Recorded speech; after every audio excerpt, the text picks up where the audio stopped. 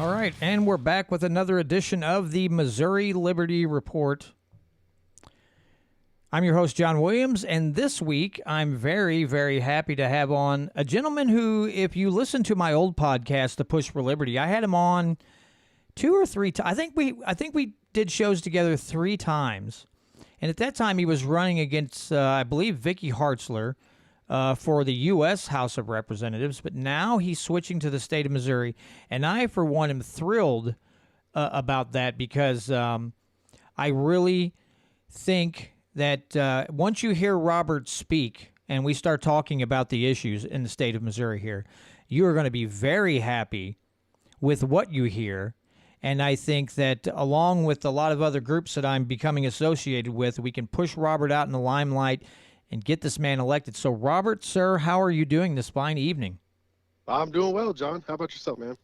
I'm doing pretty good. It was a long, slow, boring day at work because my machine was out of alignment, and they got it up and running about 20 minutes before I left work. So I think I ran Oh, wow. I think I ran 2 pieces all day. So yeah, but I made money, so it's all good. So okay, Robert, I've got a lot of new listeners, and so why don't you give us a little backstory on yourself so we can kind of introduce yourself to my new audience, and then we'll go into your announcement and so on and so forth. Oh, perfect. Uh, let's see. So I'm an entrepreneur. What I do is I promote locally grown produce and Missouri made products, and I distribute them out to grocery stores and restaurants and other institutions, local schools that are interested in helping support the local community. Um, we have started off with just 3 grocery stores, and just things kind of exploded. And with the way logistics has been, prices are increasing. It's really given us a chance to step in and really help fill some of the holes in the logistics issues. And I'm really interested in politics, the way things are going, why they're going that way, and what we can do to just hopefully reverse some of the negative effects that we're seeing and just get back on track and hopefully leave a productive life for my progeny. So we'll see how this goes. Okay, so you are running for the 125th district in the state of Missouri. Is that correct? Yes, sir. March 22nd, we went down, filed for District 125, and that covers Vernon County, half of Bates County, because they kind of carved off a eastern section that goes to a different district, and then it'll go over into Cedar. Awesome. Okay, so right off the bat, Patrick, we've got or Patrick. Good Lord, Robert. I'm thinking of Patrick, who's in the live chat. Robert, this is a question from Patrick, and this gentleman works with the Missouri Freedom Initiative. He kind of heads it up. He already has a question on here, and because this is such a big topic right now, he wants to know what you think of Missouri SEPA law. The Second Amendment Preservation Act? Yes, sir. Okay. To be honest, I think it's a step in the right direction. I definitely believe in state nullification. It's something that has been demonstrated before, and it's something that we can do in Missouri. I definitely think that my personal opinion, it's too weak. Right after we passed SAPA, there's a gun store getting raided. And what I would really like to do is I would really see the feds get knocked back to their constitutional jurisdictions. So there's no reason for the FBI to be running around in Missouri unless they're within their federal jurisdiction of where they belong, which in the Constitution is 6 miles square. And the Constitution gives the federal government the right to buy certain land from states with their permission for forts, ammunition dumps, things like that. But there's no reason for ATF agents, there's no reason for FBI agents, there's no reason for these federal agencies to be running around in our cities, to be running around our highways. They need to be restricted. And if we could restrict these federal agencies to their constitutional jurisdictions, then we can allow the state to step in and take control of what is actually a state issue.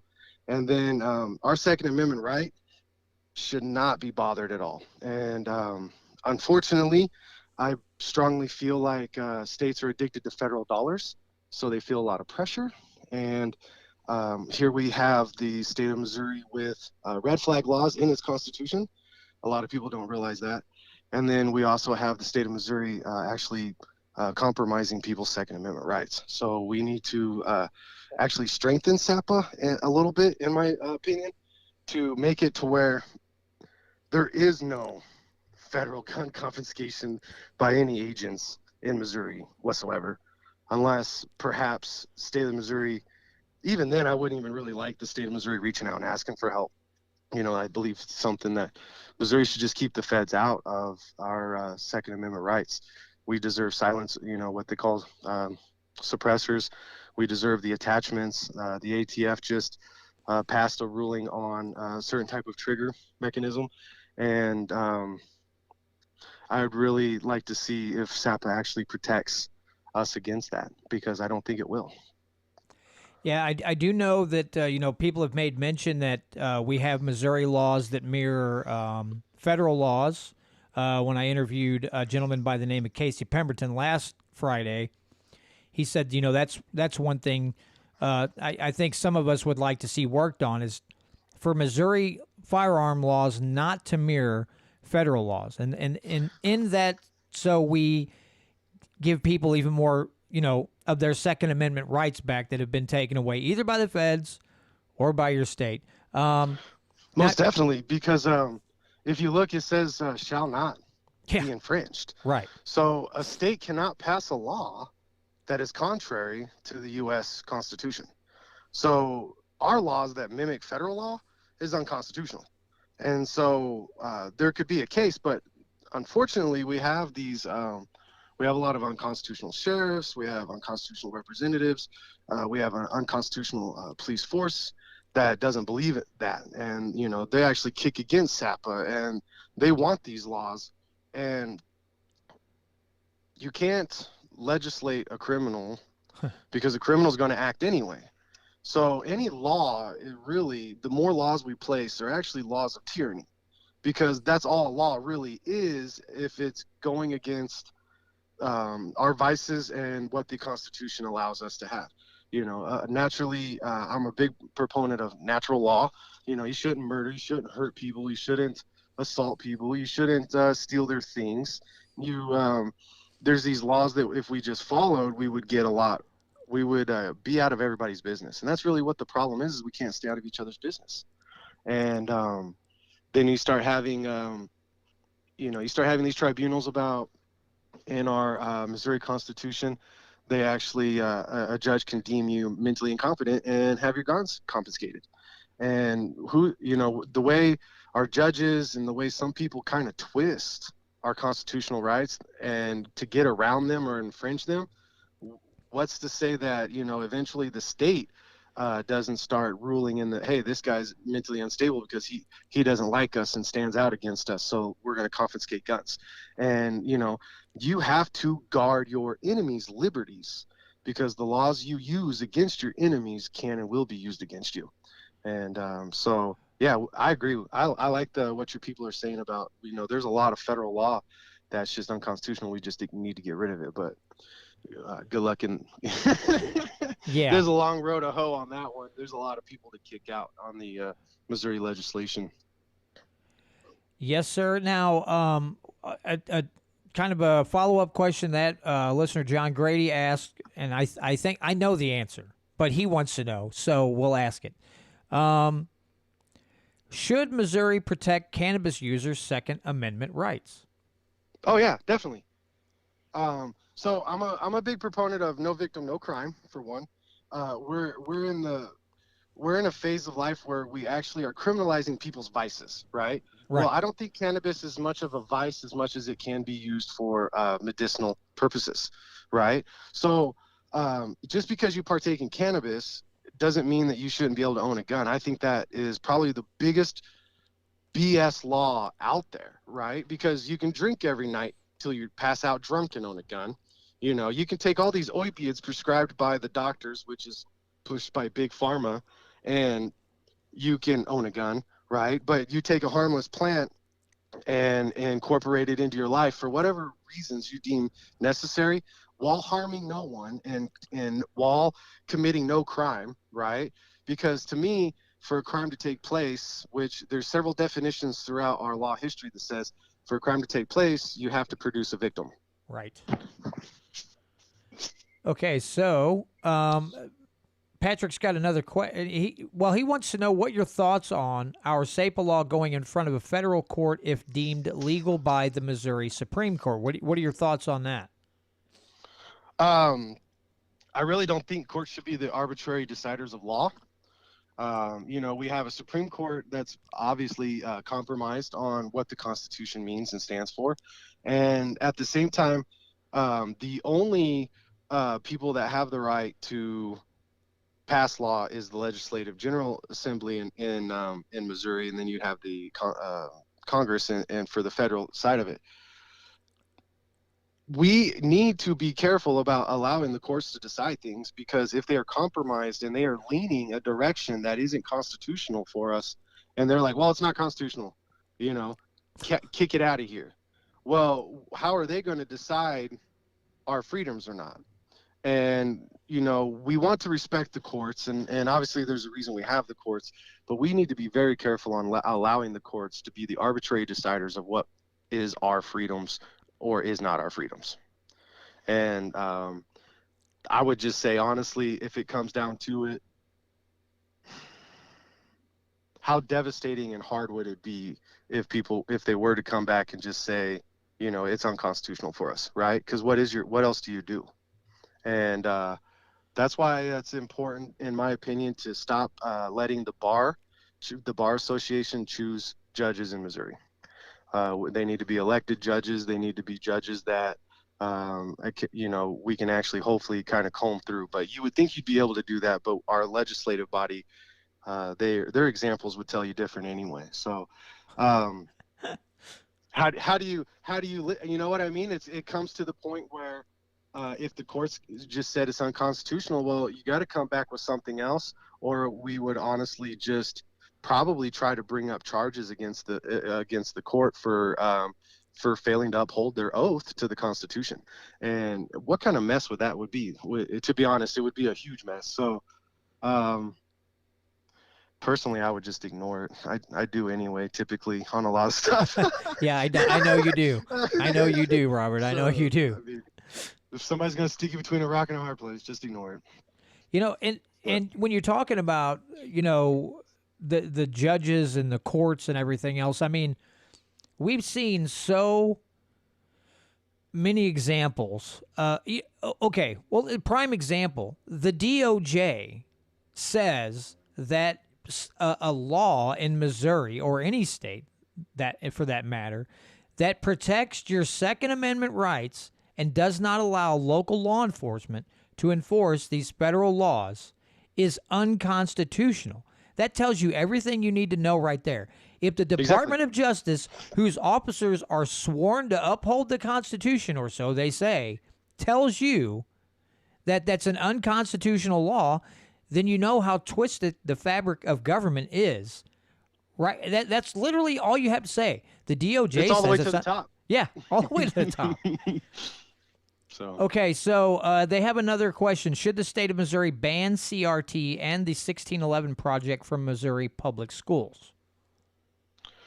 You would think that banning something, people want to get on the bandwagon, I call it, and I'm kind of really anti-government interfering in anything, right? I don't think that the Legislative General Assembly of Missouri needs to get involved. They could let the constituents decide, right? And that goes to one of my choices for Missouri is I really want our schools to not be decided by the feds or the state, because we have to remember those are the people that we consider corrupt, right? Those are the people that we consider trampling our liberties, right? So what we need to do, in my strong opinion, is we need to open up the schools to where the schools are actually ran from a more closer local level. the more we turn over to our government, the less people are actually due in society. Everywhere I go, I've noticed one thing, and the more we turn over, the less we do.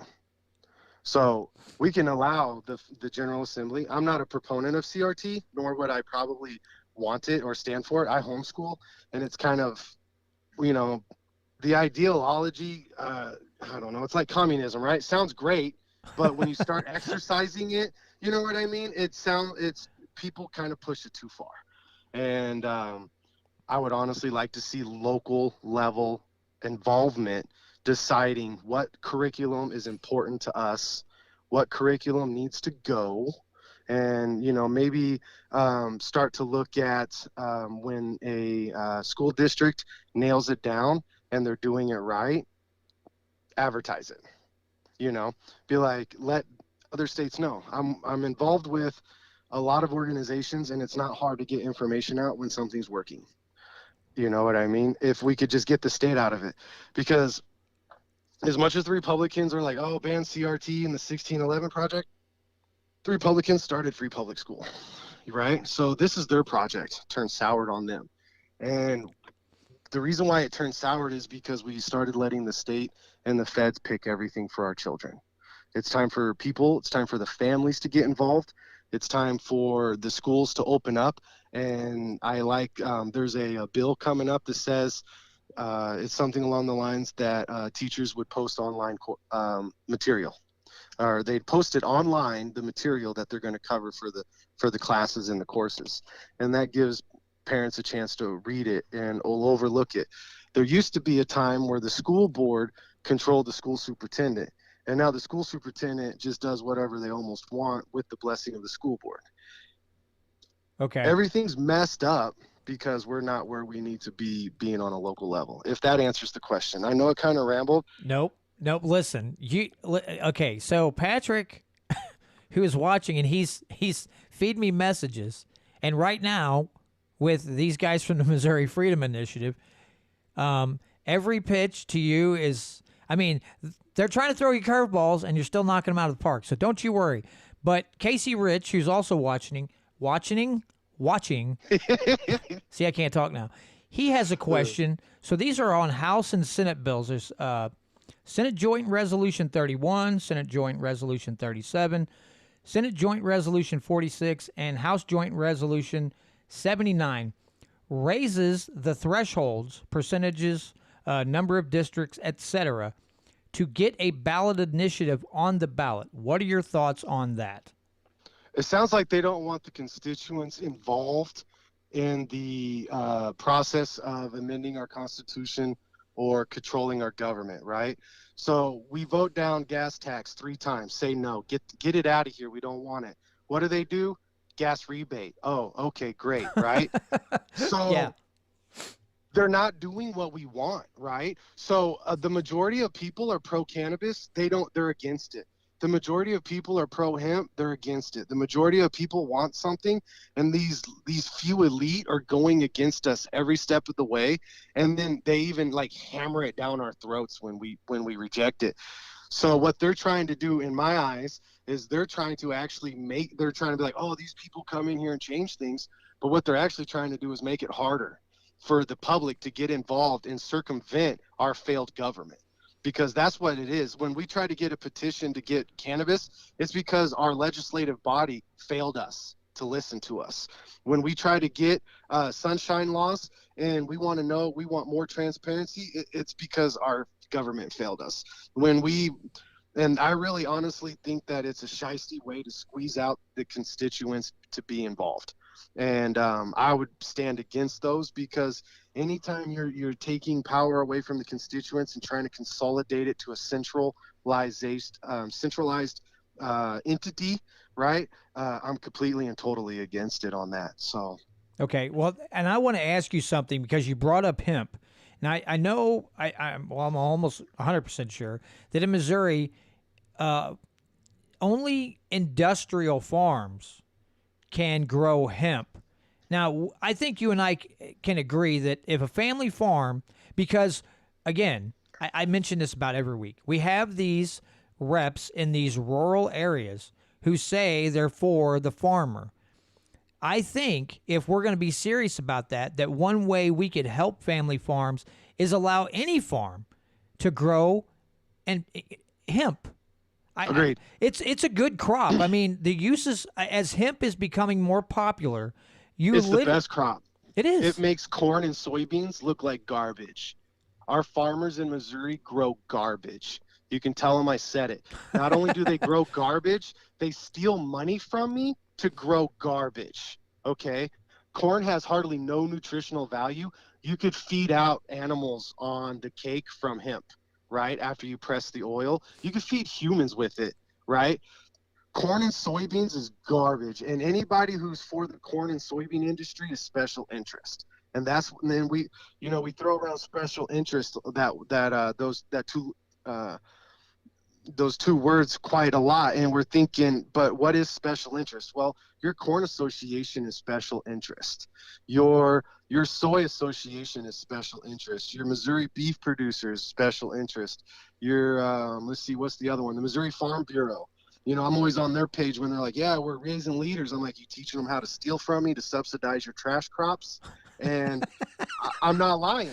You know what I mean? Because that's exactly what it is. Like, we have this, Republicans want a free market. So do I. But you got to learn what a free market is first. Yeah, because they subsidize the hell out of both of them, especially corn.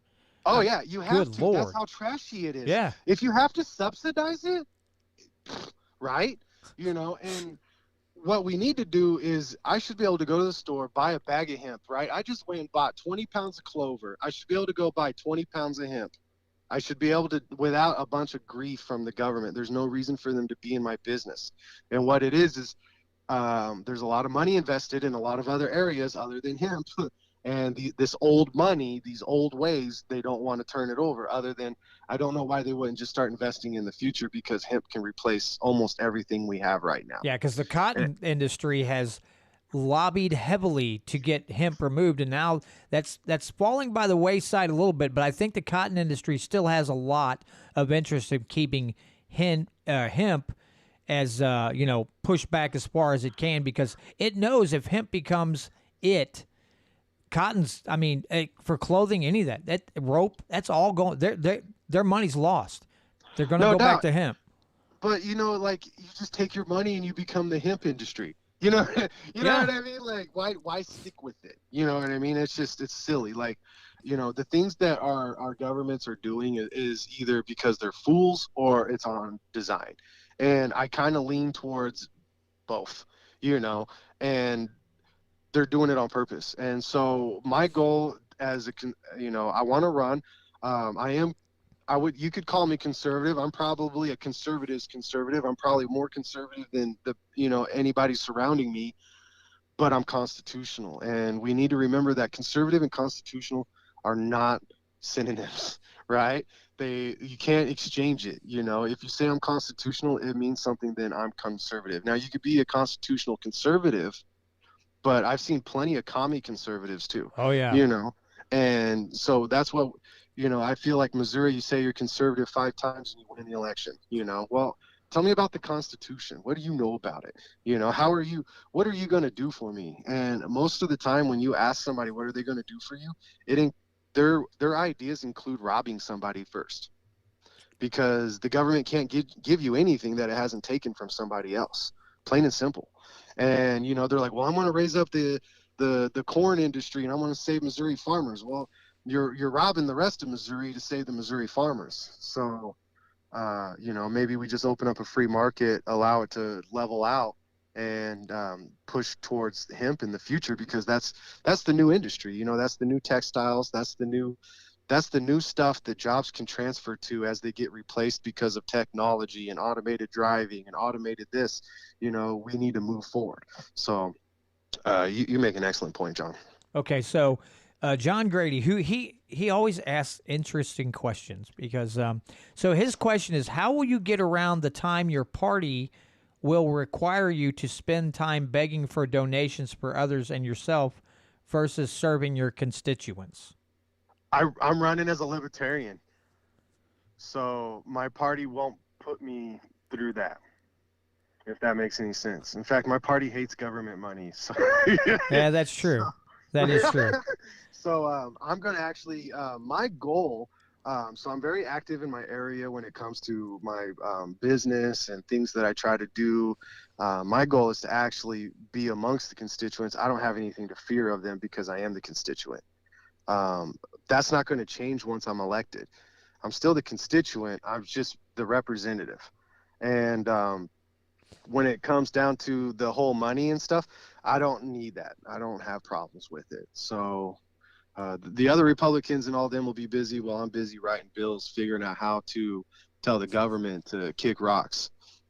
There you go. Now, this isn't pointed at you, Robert, per se, but John Grady says, did he's asking if I provided you the answers? And listen, I've known you long enough, Robert. I didn't even know the questions, John. I I honestly didn't even know it was going to be live.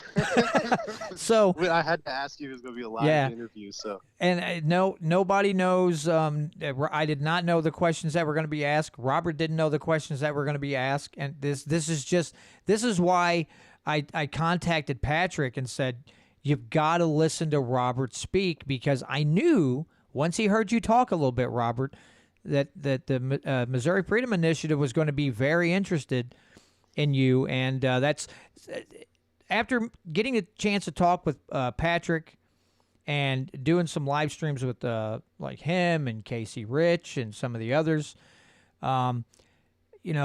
Since I went to just Missouri issues only, this is one of the things that I wanted to do. I wanted to get guys like yourself and Jacob Turner and some of the others out there. Yep. I wanted to get you guys a platform, because I know anybody who's not mainstream in their viewpoints and their talking points and their canned responses has a heck of a time getting media coverage. So I'm glad that I can work with somebody else and we can help spread the word about you. But going forward here, so what are some of the things that you would like to see, that you would like to personally have a hand in working on in the state of Missouri? Are there certain topics that you or certain political things that you would like to see get resolved here in Missouri as far as making the people more free and prosperous?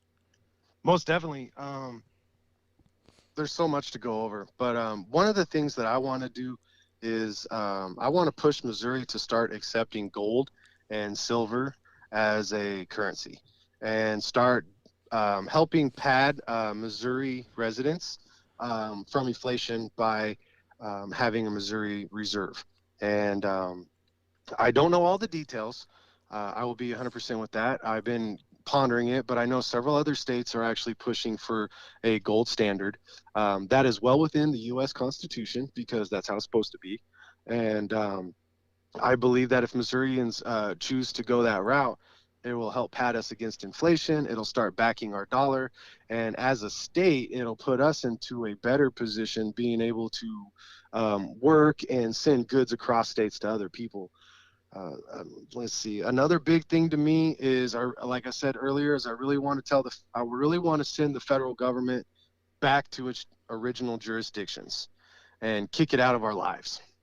One size fits all does not work. I can't wear an extra small. I need an extra large, right? And Right. I wouldn't force somebody who's an extra small to fit into my extra large, because it would look funny, right? So telling the feds and getting the feds in line, and maybe even leading Missouri by example to help, because I know some other states are kind of getting fed up, right? We're sick of the federal government telling us what to do. I'm sick of the federal government saying, if you don't do this, we don't give you money. Let's get away from federal dollars. I want to challenge the federal wasteful spending. Why does Missouri residents have to pay the federal tax if you guys are going to waste it? And we need to start challenging the fact that they tax us too much. And I kind of look forward to maybe helping SAPA become stronger, Second Amendment rights becoming a little bit stronger, changing people's minds on the fact that, hey, it's okay to smoke cannabis and own a gun. I bet you people have been doing it for decades. Oh, yeah, they have. We're not out there shooting each other up. You know what I mean? So get off my hind end about it. I want to really push forward, like, no victim, no crime. There has to be a crime. there has to be a victim. We need to get away from, we need to, I want to cut back personal property tax, hopefully eliminate the gas tax. I'd really like to eliminate actually most every taxes other than a statewide, probably a statewide, what would you call it? Consumption tax is what it would pretty much be. So that way, if you save your money, you're not taxed on it. But if you choose to spend it, you get taxed once. The whole me getting taxed on my vehicles, Oh God. year after year after year, I'm kind of tired of it, sir. I'm not renting my car from you. You know what I mean? Mm-hmm. And we need to, my goal is to reduce as much spending as possible. So that way we can put it back into the Missouri constituents' hands, and then they can spend it in their local communities to help little Johnny go to, figure skating, whatever, right? Yep. The community can spend their money better than the federal government or the state can, because they're robbing me and they're helping people that don't deserve it. Whereas if I have my money, I can give it to who I freely choose, and I can help people more personally. And that's what we really need. So there's a whole line of shit to do. But I would honestly say, like, standing up to the federal government, kicking them out of here, getting the gold standard going, focusing on turning the schools over to the local communities, and trying to save American taxpayers money, so that way we can take care of the things that we feel are necessary in our own communities. Okay. Well, Casey Rich here's got another question for us. The Senate Bill Yes, sir. Senate Bill 1227.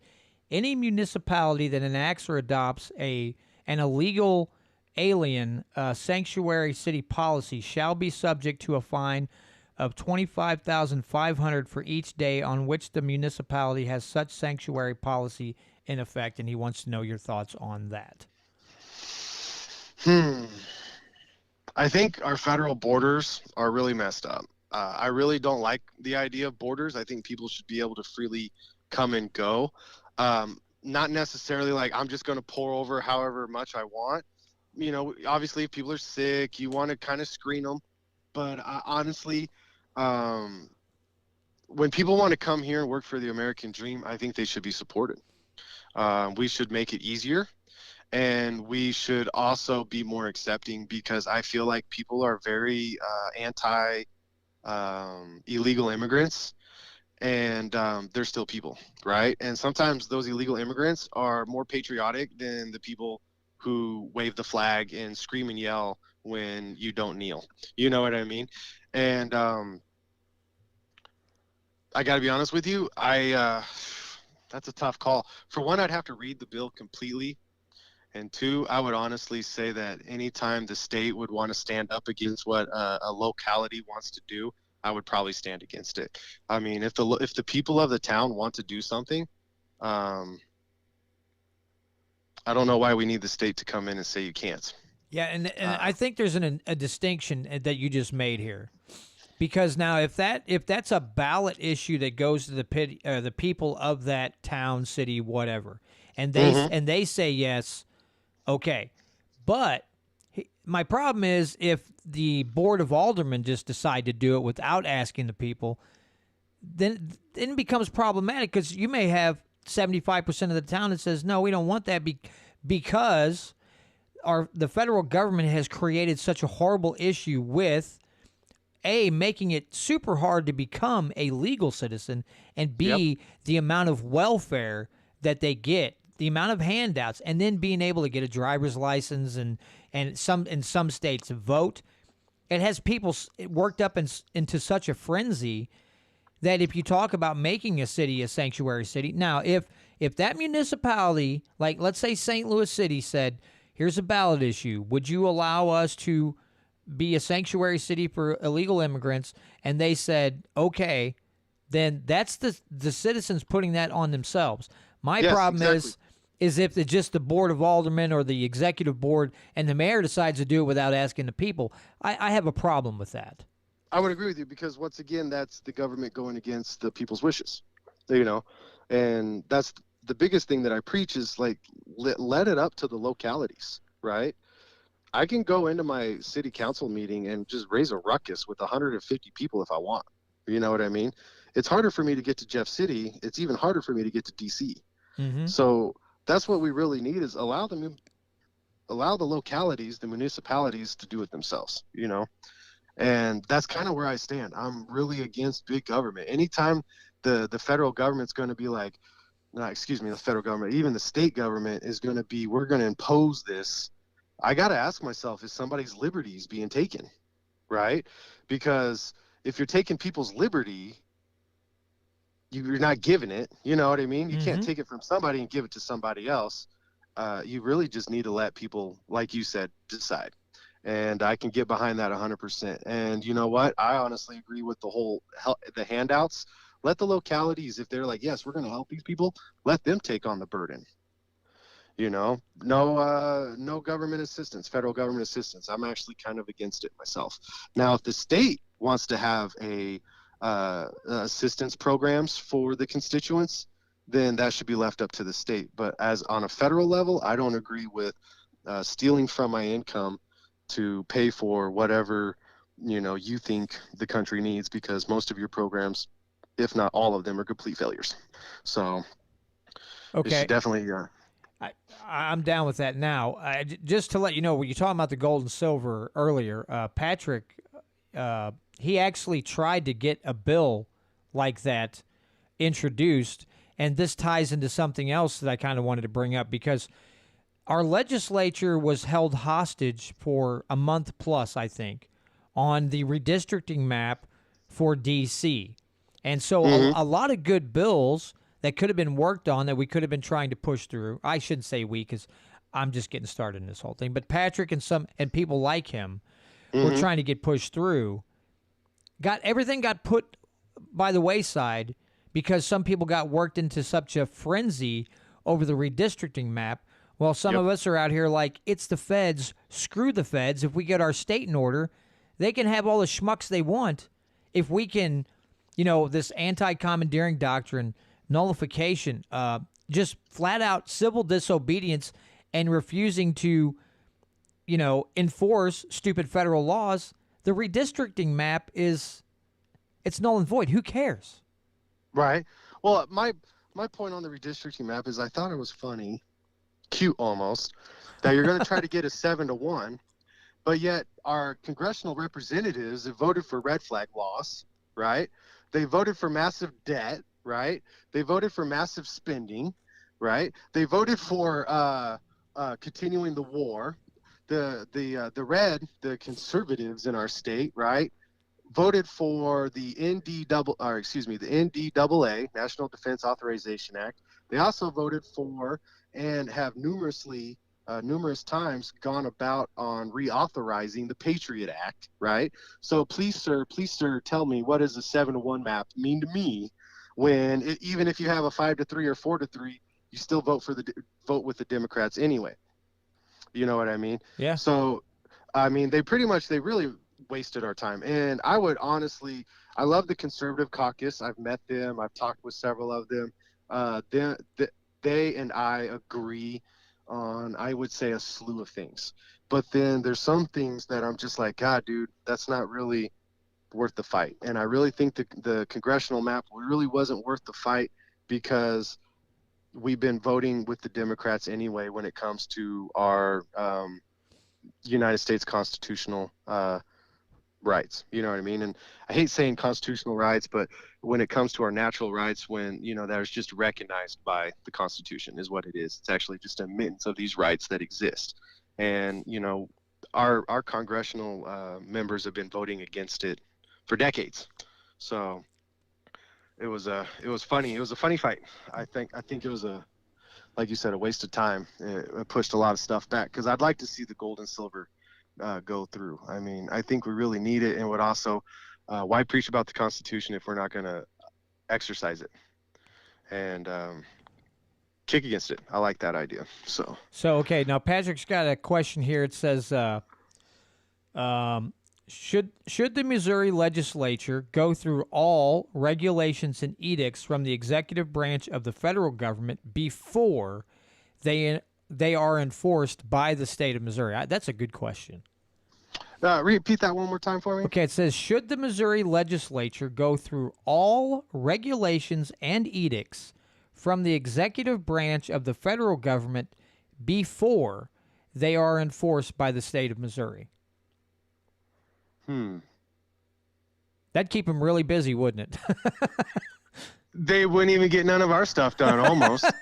You know what I mean? Like going through every single thing. But I would definitely think that our General Assembly needs to be educated on natural rights and what true liberty really is.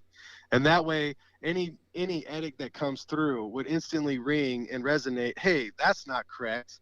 We're going to instantly put through a resolution that, we're not going to follow this. We declare it unconstitutional. Feds come and say something if you want. You know what I mean? Even if they went through it all, they wouldn't know what was unconstitutional or what was violating or not. That's true. I mean, what good is it, right? Because look at Parsons, right? All that shit came out over, pardon my language, COVID. But Parsons didn't give it two wins, right? And then the ag, our AG, what's his name, Schmidt, right? When it all started, nothing. And then all of a sudden he's going to sue all these schools at the last minute because he's got a race going on. And then all of a sudden drops them all and doesn't file things on time. You know what I mean? Because he's just grandstanding. So I think would be one better. I think anything coming from the Fed should go across the constituents' face first on whether we're going to follow it or not. And then let Missouri say, no, we don't like it. Tell them that's, send it back with something different, because our General Assembly is not upholding, the Constitution as it is. Having them go over something constitutional for me is just like asking, pardon my, I don't know. Well, I don't rely on them. I don't rely on them to secure my rights. You know what I mean? Like, it's like asking your dog a question and expecting it to answer you back in human language, because it's not going to happen. Yeah, I mean, look at all this stuff that they do now. Now I'm going to ask them to choose if this is, I mean, you would hope that one would be, that they would be a little bit more in close contact with their constituents and know what we want, But to be honest, it probably wouldn't be a bad idea, but don't be surprised when they go along with all the stuff. That's true. It's got federal dollars attached to it, Okay. So Casey Rich has a question. He says, how do you think Governor Parson handled the threat of mandates from President Biden? I think he ate every single one of them up. He loves federal dollars. Parson's addicted to it. You know what I mean? I think he was horrible at it. So, we had mask mandates, which he tried to say, well, I want to leave it up to this, I want to leave it up to that. And I honestly think unconstitutionally in the Missouri Constitution, he turned his responsibilities over to the NHSS, right? I believe it. Is it NHSS or the Missouri Health? Or I think it's the DHSS. There you go. Yes, DHSS. So, and he turned it all over to, for one, an unelected body, right? An unelected guy. Turned it over to him and let him make all these calls. And just when it comes down to it, you don't have the constitutional right to tell a private business what to or not do. Now, you can make recommendations, you know what I mean? We recommend covering of the face. But if you go and you look at all their mandates, it was useless in the end anyway. And, Parsons, in my opinion, Parsons went along with everything because he's a federal hooker. So, okay, I don't know if I'm allowed to say that or not, but well, yeah, that won't be fine. Now, Patrick says or asks, should Missouri eliminate civil asset forfeiture? That's an easy one. Yeah, 100%, no doubt about it. You're having your possessions taken from you without due process of law. You're having your possessions taken from you without even being convicted, because there's this thing that's beautiful. It's called jury nullification. So let's say that the town knows you and they're like, well, this guy just smokes cannabis. Why is he even here? You know, we like this guy. We know what he does. He's not the bad guys we're trying to lock up. So they throw a little bit of jury nullification my way, but yet I've already lost my money and my property, right? Or the veteran that was traveling and they stole what, 65,000 or $85,000 from him. You know what I mean? Civil, it's a complete violation of the Fourth Amendment. Without a doubt, in my mind, it needs to go.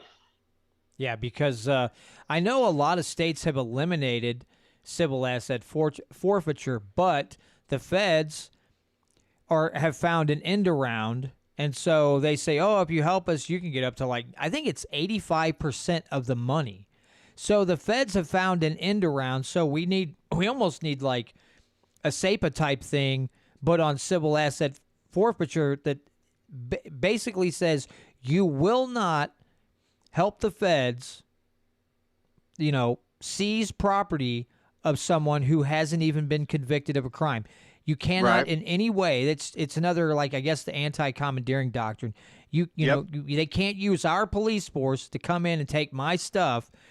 The feds sell it, and then we get 80. They get 85%. We're going to have to come up That'll, with legislation that says absolutely in no way will you help perform any of these tasks. exactly, because the feds comes down to federal dollars again, right? Those Yep. pesky federal dollars. So the feds are actually giving money, giving incentives to violate the Constitution, right? And it's just something that you're 100% right. Everybody else who agrees, we need something that says Missouri doesn't participate in civil assets forfeiture, and we recognize it as a constitutional violation, and we name off the constitutional violations.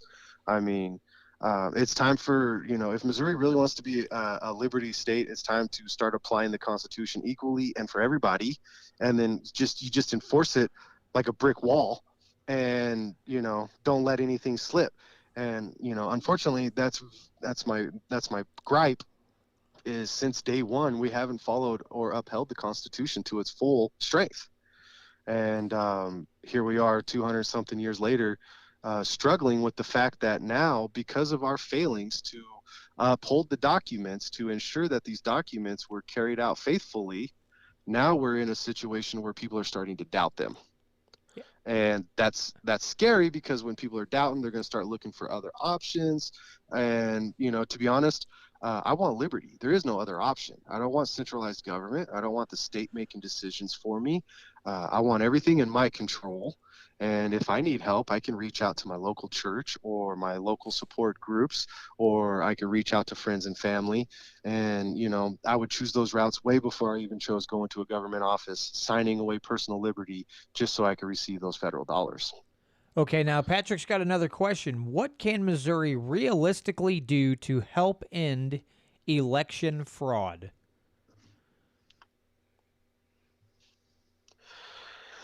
There's election fraud that does happen.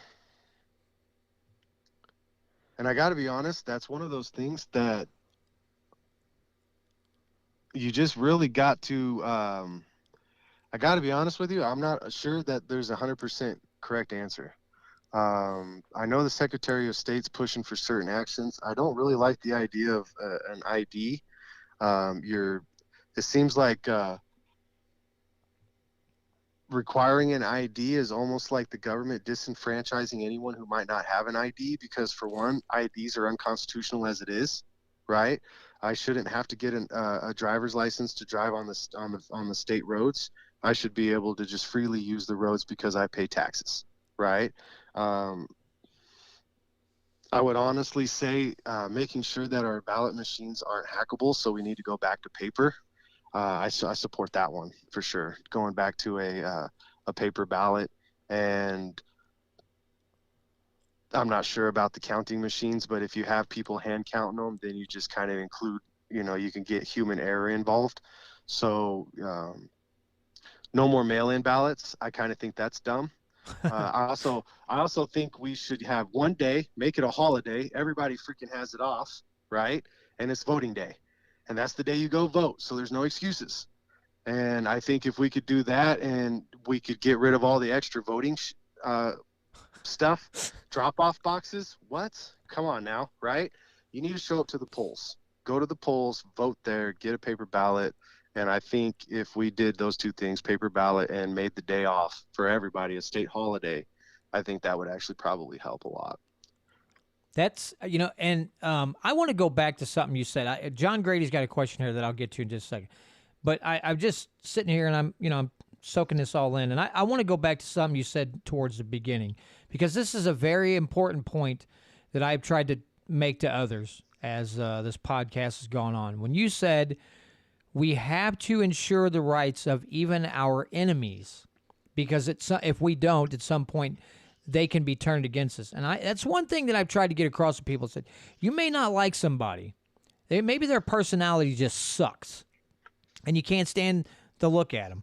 But if you see that person's natural rights being taken away from them or being trampled on, we should be the first ones to step in and say, hey, I may not agree with this guy. I may not like him personally, but you absolutely cannot do that. Now, on to John Grady. He says Missouri put to death an inmate that they made mentally incompetent.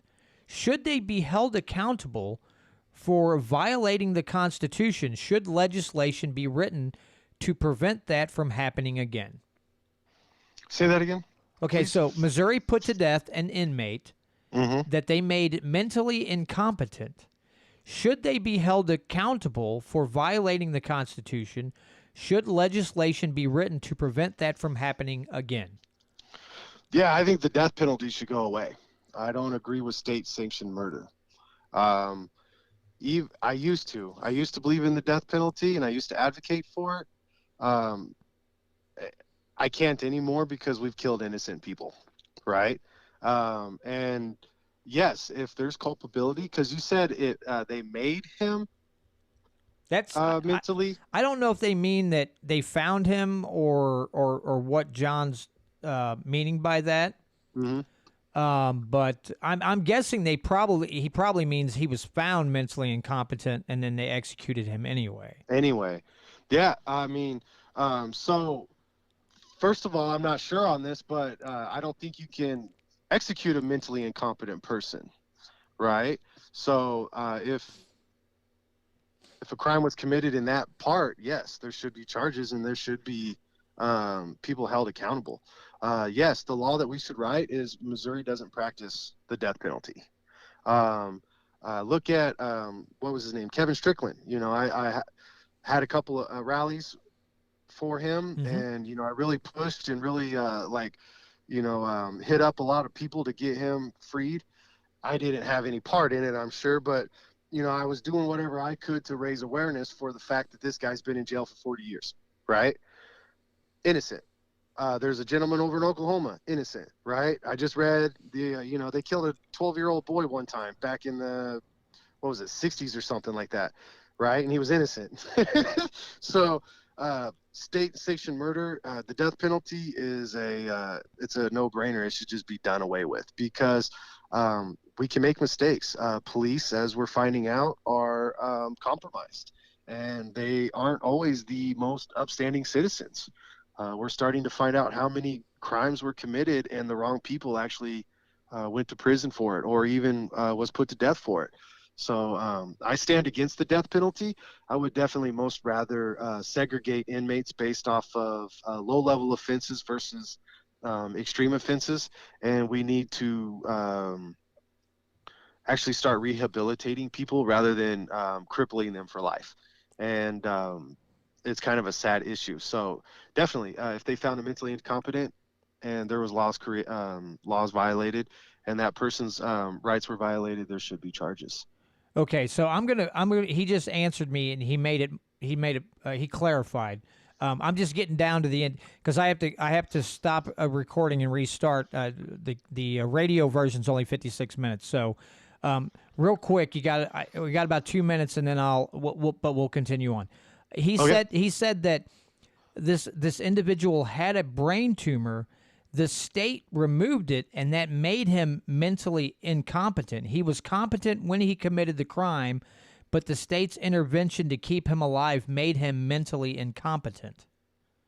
So did they operate on him against his will, or did he sign for it and want it? That would be my question. If I'm like, hey, I got a brain tumor, yeah, please remove it, and then something happens to me, um, it was all on you still, right? At the same time, they botched the surgery, and now he's mentally incompetent. Man, dude, that's tough. Yeah. If he did it That of his own volition, that's one thing. If it was foisted upon him and he had to do it, that's something entirely different exactly, I because would that's agree the with that. state's doing. Exactly, and then they're like you said, they're trying to keep him alive or something.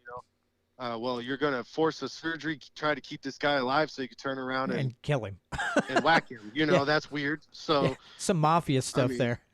yeah, that sounds like Martin Luther. Like when they buried Martin Luther, they actually the church dug him up to burn his bones because he was one of the ones that got away from them burning him at the stake, right? Oh. And that's how much the church hated him. They dug up his bones and burned him.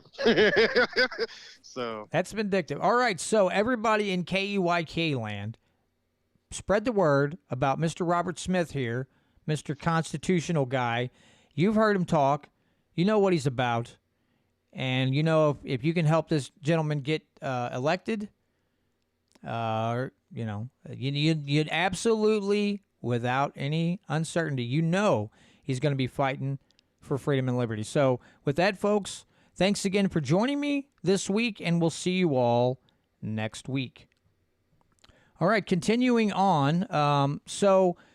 Casey Ritz wants to know if you're pro-life or pro-choice. you can label me pro-life. The Constitution guarantees life. I guess the next big decision would be, when does life start?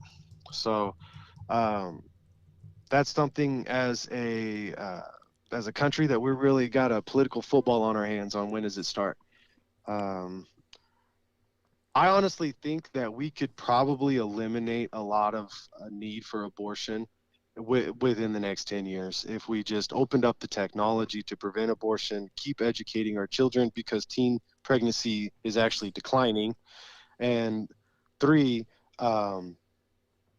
put into place options for people.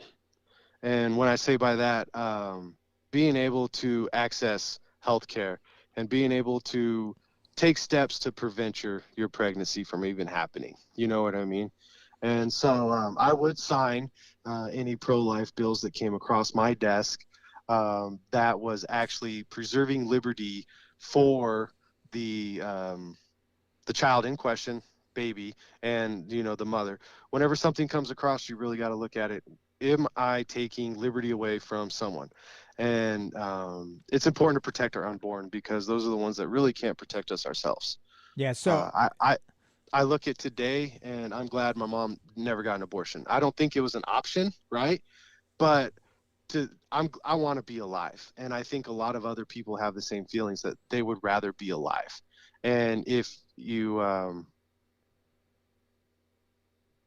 I lost my train of thought, but call me pro-liberty. I will sign pro-liberty bills. I will do what I can to protect the unborn child and ensure that that child gets a fair shake in life. yeah, because what they've done here in Missouri is they introduced that legislation that said, if you're going to have an abortion, then you have to have an ultrasound, because I think what Patrick told me is like 71% of women who hear the heartbeat decide not to have an abortion. So instead of just doing this abolitionist type move, they got creative and said, Yep. okay, well, you have to hear the heartbeat. Now now they're waiting for the numbers, but studies are showing like 71% decline in abortions. Now, Patrick says, what is the number one federal law Robert would nullify if he could? Too many. Yeah, number one federal law. Patrick, that's a good one.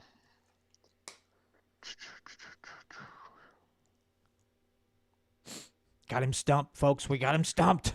Got me stumped. Well, I'm like, well, which one's the most important? Right. I mean, it's a tough question. I have a whole list,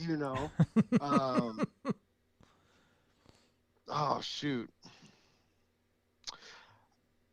God dang, dude. Well, Patrick, there's probably a tie between the War Powers Act, and then I would scrap Social Security and try to get back to the gold standard. I'm kind of like, oh man, number one, it's got to be those three: the War Powers Act, or the scrapping Social Security, and then trying to give back to the gold standard, I would say. Okay, I think we can all agree that that's yeah. Casey Rich says the Federal Reserve. That's easy. Yeah. That Yeah. would be the Federal Reserve. Get back to the gold standard. Yeah, I mean, we need to audit the Fed if we ever get the chance. But just getting rid of the Federal Reserve would just do everybody a load of good. Now there is going to be a little bit of pain when you rip that bandage off, but it'll be good for everybody. You know what if we get back to getting away from fiat currency, stopping some of the poor banking laws that, how many recessions do you have to have that's caused by poor financial monetary policy? You know what I mean? Before people start to realize that it's actually the Federal Reserve causing all this. So Yeah, because that's a good one. I was listening to a podcast. I was listening to Tom Wood show this morning, and he had Gene Epstein on with him, and he said, even in 2008, the amount of debt that the Feds bought from the Treasury isn't at the level it's at right now. It's more than double. So they've already more Right. than doubled the buying of debt from the Treasury, and which is causing a lot of inflationary problems right now. So yeah, I remember when Well, it's just crazy that China owns so much of our debt. We're in debt to China, right? yeah. I mean, it's insane that we can't even barely afford to pay our interest owed on the money that we're in debt in. And I don't know. I kind of run a company, and I'm not doing too bad at it. But if I spent like the federal government spent just on an even way, like the government spends 30 trillion, I don't, right? But if we just not averaged it, but ratioed it to where it was, my representation was proportional, right? I would go broke. I would run my company into the ground, and then have all these debtors looking at me. So we got to wonder, how are we going to fix it? And it's going to kind of hurt.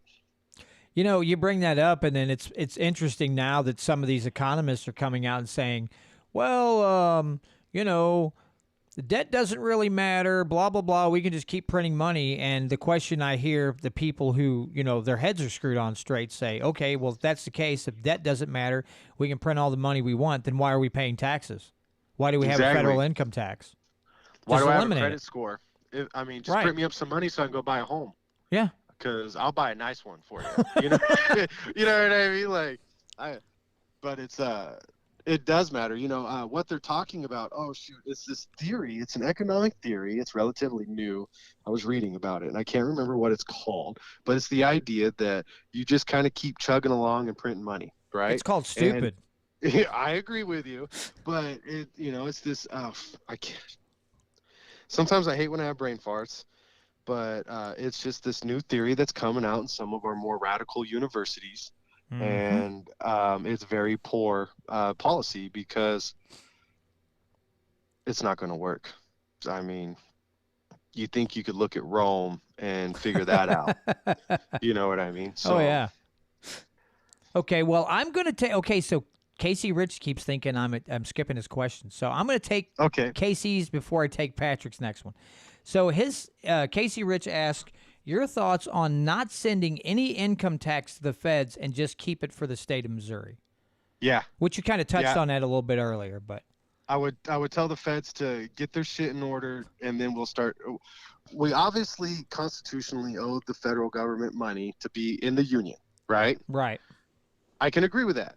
But what I don't agree with is the unlimited, we're going to take some more. We didn't take enough, we need more.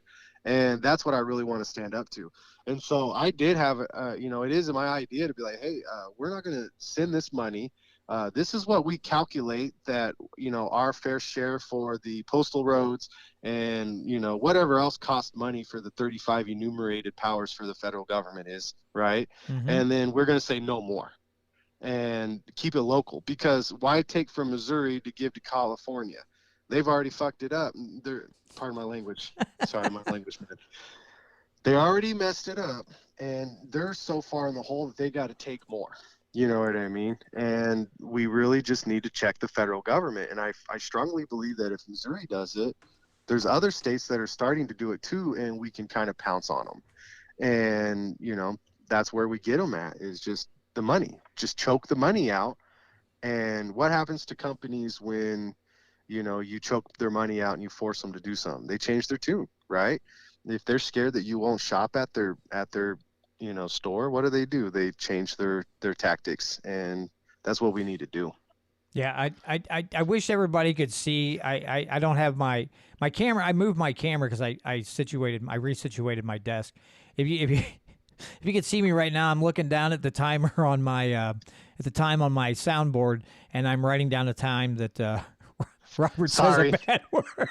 So I go back and take it out. It's fine. It's cool. I marked it down. You know, So I'm gonna have. I was sitting in the house the other day, yeah. and in Jeff City, and I was watching, and I was like, damn, dude, I'm gonna have a hard time. I'm gonna get gabbled. You know what I mean? Like, I'm gonna say something, and it's just gonna be like gabble, gabble, gabble. You know? And I was just like, I know I gotta work on it a little bit, but I'm human, and I don't know. I want to be real.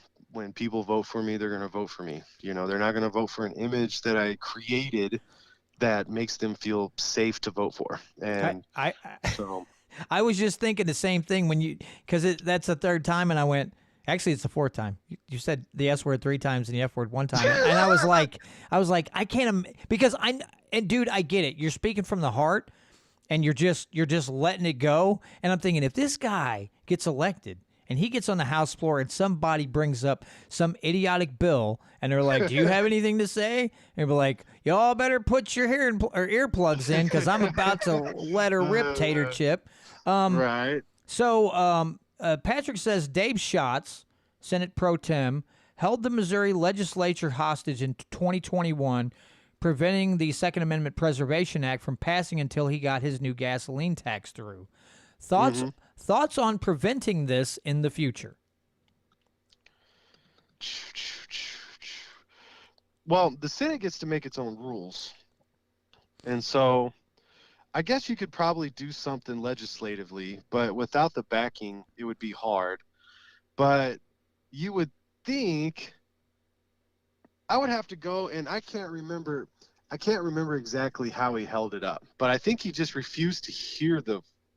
Yeah, that's pretty much it. Until he got his gasoline tax passed, he was not letting anything else go through, because I was in contact with Mike Moon's office trying to get him on, and they were going late night sessions, and I could never get him on to do a short interview. And his assistant said, yeah, you know, he's trying to speak out and say, the people voted this gas tax down already. Why are we doing this? And he tried holding up the floor to say, why are we passing a gasoline tax? We know inflation's coming, things of that nature, and Schatz. Right. And so it was him and the majority leader, I guess, or whatever. They were just holding the whole thing hostage. He was going to get his gasoline tax through. I mean, it was. I guess you would have to. So he's pro tem. He's the pro tem, exactly. Yeah. So he makes the rules. You know what I mean? So you would have to try to legislatively put it that when something's on the agenda, you get it done before you move to the next one. So you would probably have to like almost twist their arm to where like, well, we're talking about this right now. We got to get this done, and then we can move on to the next. And you know, even if you did kind of set stuff up, you know those sneaky little rats are going to find loopholes. And yeah, that's I would true. honestly say, you know, like I call him gas tax Schatz is what I call him on his page. And I'm always in his ear, dude. I'm like, dude, just stop. You know what I mean? Like, the one good thing is he's gonna lose, and I hope his political career's ruined. You know what I mean? Like, because I just don't think he's gonna make it, to be honest. Well, so. the Missouri Freedom Initiative group calls him Jabba the Schatz. So Jabba the Schatz. That's funny. I that's called pretty him awesome. Schatz face one time. It was like. But dude, I mean, like holding something up for that, that you really just, It's disgusting. I would think you would try to do something legislatively, but we got to remember, like, until we get that legislative body full of um, transparency, liberty-loving, freedom-loving people, any type of legislation that's going to rein in their backwardness is just going to be shot down. You know, Yeah. and so I guess, yeah, just putting pressure on them and just not electing them anymore would help too. But I mean, shoot, Shat's, how he's been in there almost, I want to say 8 or 10 years, hasn't he? I'm not sure on the length of his term, but it's been way too long. Yeah, like not necessarily in the Senate, but I think he started in the House too.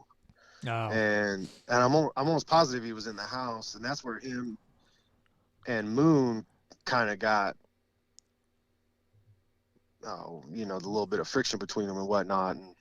Oh, I know Moon has rubbed him the wrong way a lot of times. Oh yeah, I'm sure so. Eigel has done the same thing. I'm sure Eigel's peeved him off too. Right. Now, this is a question, and I know why John's asking this question, because John wants to vote for you so bad he can taste it. He said, have you thought about moving to Gasconade County? And John's literally asking that so he can vote for you in the next election. I know that's what it is. No, I haven't yet. I'm kind of over here in Vernon County trying to get my company off the ground, and hopefully everything goes smooth and I can talk to people and get my message across without being brash. Sometimes I can be a little, scrubby like an SOS pad, but I'm, trying to tone it down, and I know a lot of people in my area, so we're looking forward to like doing a good race. I got, got a couple of pigs that are going to slaughter for some pig roast. I got not a bull, but a steer going to slaughter, Wagyu for some benefits and stuff like that. So you got to come up and sit down with me sometime. You let me know when it's going to be, and I will do my darndest to get there. Now, one more thing from Patrick here. He says he's saying thanks for answering his questions, and he wants to contact you soon for a follow up. And he's asking you, are you on Discord?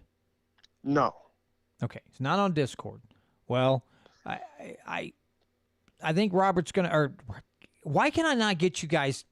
Jeez Louise. I think Patrick's gonna want to introduce you to his crowd. So maybe you guys can work that, and I'll let you guys work that out because technology and I'm not the best at it. But pass on my information. You know how to get a hold of me, John. Anybody who's a freedom loving, liberty loving, get the government off my back type of person.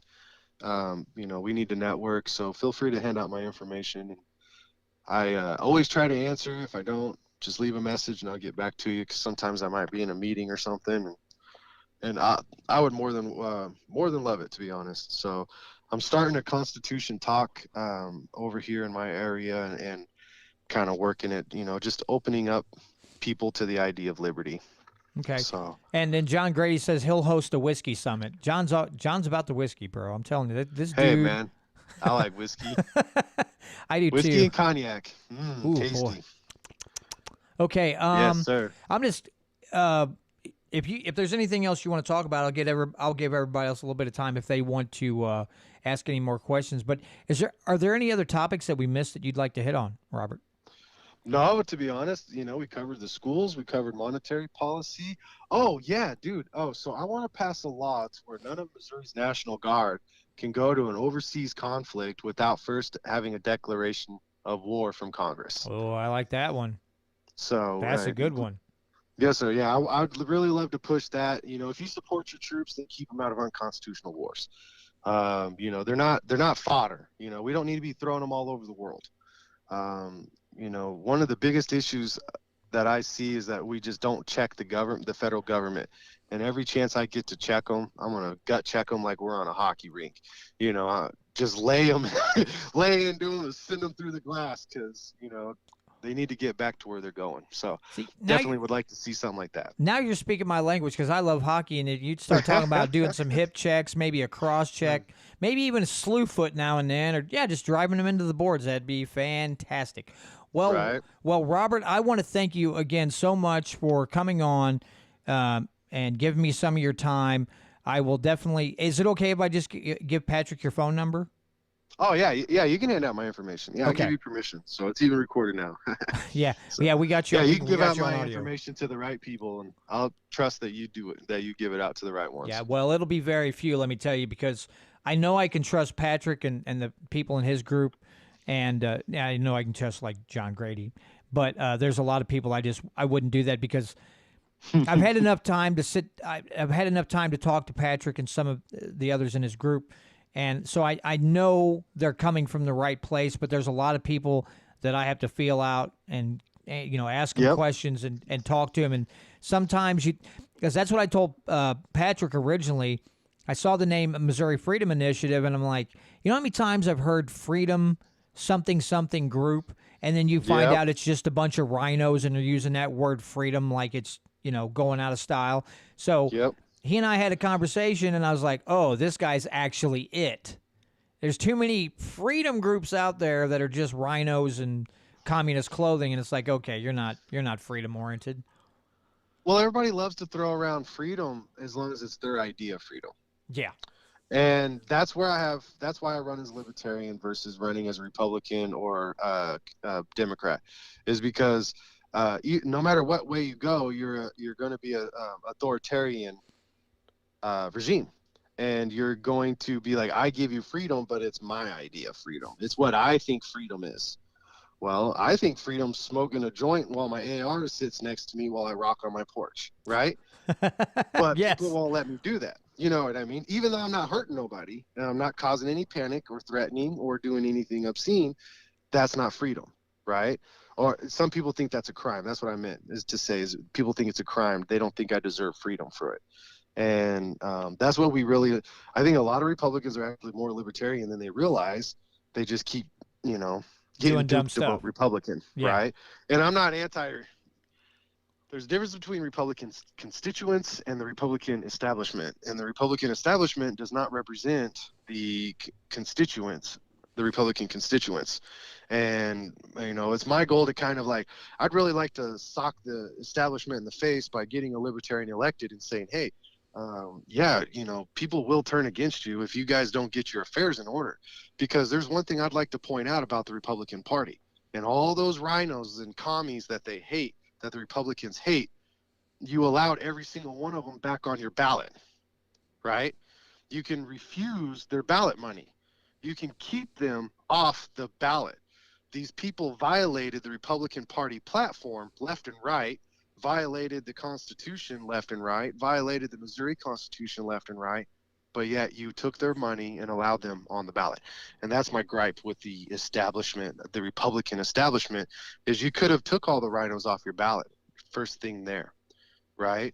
Libertarian Party doesn't let people on the ballot if we don't want them on the ballot. We turn people down because they're not liberty. And that's what the Republican Party needs. So Awesome. Well, Robert, again, thanks so much for your time. I will pass your information along to Patrick, get you guys Yes, sir. hooked up, and I know he's going to want to help push your name out and get you try to get you a better foothold and let people. Heck yeah, I look forward to it. And it'd Awesome. be good to get him maybe introduce his, get his organization in this area and help. There's a lot of people, I got a guy to run just because of me talking, right? He was my boss, and he's like, he gave me credit for talking him into running because him and I agree with a lot of things. And he's like, you know what? I've never ran for office. I'm going to do it, and so there's people that just don't know. We just got to reach them, talk to them, and then the pendulum's going to swing. So Absolutely. Well, again, Robert, thanks so much. Have a great weekend, man. And anytime else you want to come on, you just give me a heads up, and I will set aside some time, brother. hey, dude, you just invite me and I'll be there. All right. Well, take care, man. And like I said, have a great weekend and good luck with your business. Yes, sir. Thanks, John. I appreciate it, man. Have a good one. All right. Take care. All right. That's Robert, everybody. Again, I knew people would like him. I knew they would like to hear or would like what they heard from that gentleman because he is just spot on. He knows the Constitution. He knows what real freedom and liberty are. And there's no doubt in my mind that he would do us proud as a state representative. So that's going to do it for this week's edition of the Missouri Liberty Report. Be sure that you also check out MOLibertyRadio.us, especially on Sunday nights from 6 to 9 p.m. Central Time with Sam and Trish Britton, Off the Cuff Radio. Also be sure to check out KeyRadio.live or KeyGatheringPlace.com, and check out Darren Weeks' network, GovernAmerica.com. And don't forget to look for Missouri Freedom Initiative on Facebook. Check them out on Twitter. Look them up. Get their information. These guys post a lot of great stuff, a lot of great content. They got a lot of good people working together to make this state the way it should be. Pro-freedom, pro-liberty. All right, everybody, again, have a great week, and we'll see you all next week. All right, Casey, John Grady, Patrick, thanks again for joining me tonight. A lot of good questions. Again, I knew you guys would like Robert. He is the real deal. Again, I met him. I had him on when I learned about him running for U.S. House. I had him on and gave him a platform. And as we talked, as we had conversations, I'm like, this guy knows his thing. He also got. He also had backing from the constitutional grassroots movement thing that a friend of mine, Jesse Root, is part of, where they find, literally well-versed constitutional people around the country and give them a platform and help to push to get them elected in state or federal government. So anyway, guys, thanks so much again for joining me. I'll be back 6:30 next week with Catherine Thompson from Show Me Can of Freedom. I will also be going to I should have mentioned that during the recording of the podcast, but I will be up in Jeff City on Tuesday for the rally for House Bill 2704, Cannabis Freedom. And I think I'm going to be able to talk to Representative Hicks a little bit. And then I've got a photo shoot at 2 o'clock on Columbia. So I'm a busy day Tuesday. But thanks to you all again for watching. I greatly appreciate it on all the great questions. And Patrick, Casey, I enjoy being a part of the live stream every week. I'm learning a whole heck of a lot of stuff from you guys. And John for always offering the whiskey. How can I forget that, brother? So anyway, take care, everybody, and